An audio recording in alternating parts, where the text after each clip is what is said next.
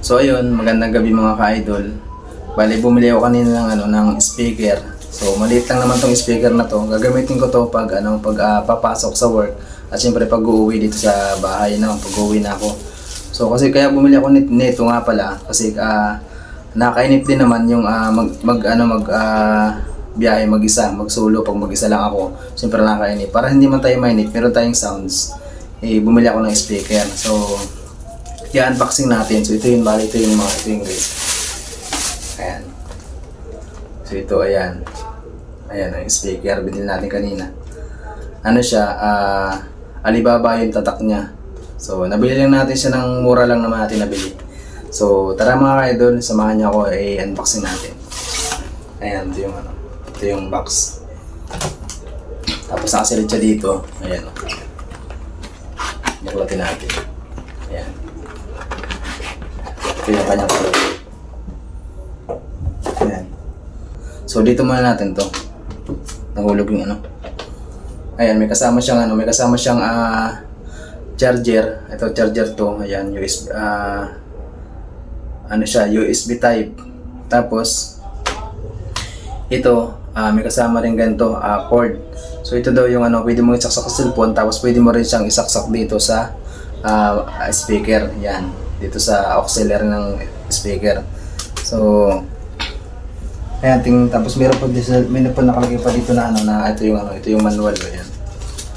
Yung manual na kung paano natin siya gagamitin. Kaso Chinese yung nakasulat dito. Meron pa nakasulat dito English. So babasahin ko na lang ito mamaya.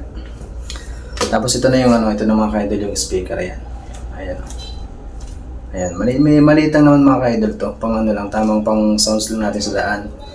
So tanggalin natin tong Ayan, may tatak siya ng Alibaba. Ayan. So tanggalin natin itong mga ka-idol tong kanyang balot. Nakabalot pa siya kasi naka-shield pa siya. So unboxing na natin. Ayan, tanggalin natin itong plastic. Ay, nakadikit yung plastic sa pinakang ng speaker. Ayan. Ganda Ganda. Tapos dito, ayan, meron siyang sa USB. Ayan pwede tayong pwede natin lagyan ng USB, pwede rin lagyan ng memory card. Tapos ito yung auxiliary. Yan. Tapos ito yung kanyang charger.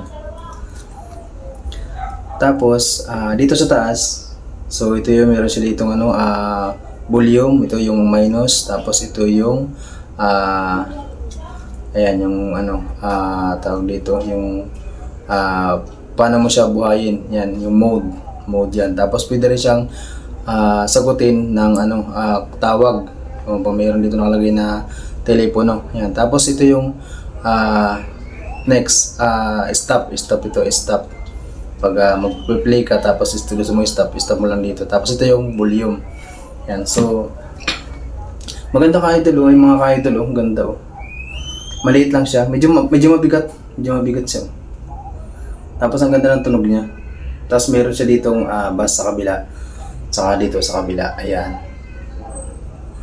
So, ayan. Ito yung gagamitin natin ito pag papasok natin sa work. At saka siyempre pag uuwi tayo dito sa bahay, So, ayan. Tapos dito yung off-on. Ayan, may off-on nga pala siya dito sa pinakadulo. Ayan Hindi ko na sana kapakita kanina. Ayan, pinakadulo, off-on yan.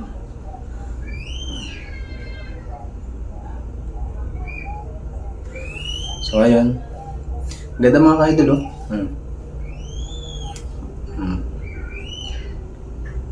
Ganda ng itsura dito sa kabila Ganda ng itsura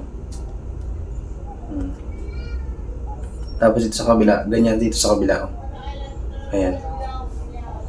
Ang ganda ng tunog, testing namin kanina, ang ganda ng tunog. So ito yung dadali-dalahin natin pag papasok sa work para hindi naman tayo nainip. So ayun, hanggang dito na lang mga ka-idol. Ayan, maraming salamat sa inyong panonood So, sa mga sumusuporta sa ating YouTube channel. At siyempre sa Facebook, yan, sa ating Facebook So maraming salamat sa inyong lahat. So hanggang dito na lang. Bye-bye.